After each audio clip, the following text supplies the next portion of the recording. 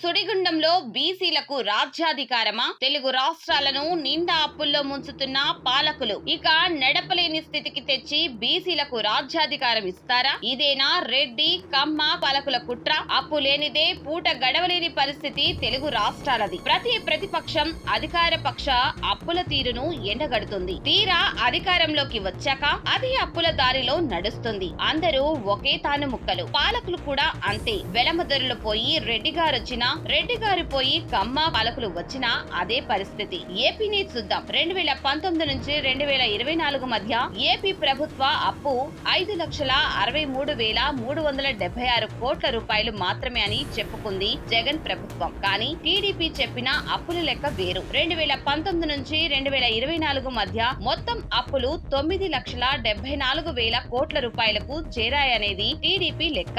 అసలు ఎవరి లెక్క ప్రకారం చూసినా ఈ అప్పుల లెక్క చాలా ఎక్కువ. జగన్ ప్రభుత్వంలో ఆంధ్రప్రదేశ్ మరో శ్రీలంక కాబోతుందని ప్రచారం చేసిన టీడీపీ తాను అధికారంలోకి వచ్చాక మాత్రం చేస్తున్నదేంటి? ఈ 19 నెలల్లో ఏకంగా 3 లక్షల కోట్ల రూపాయల అప్పు చేసిందంటుంది వైసీపీ. ఇక తెలంగాణను చూద్దాం. రాష్ట్రం ఏర్పడినప్పుడు మిగులు బడ్జెట్ ఉండేది. అలాంటి రాష్ట్రం 10 ఏళ్ల బీఆర్ఎస్ ప్రభుత్వం దిగిపోయేసరికి ఏకంగా 5 లక్షల కోట్లకు పైగా అప్పులు చేసింది. ఇక ఈ ప్రభుత్వం వచ్చిన 2 ఏళ్లకే ఏకంగా 1,50,000 కోట్లకు పైగా అప్పులు తెచ్చింది.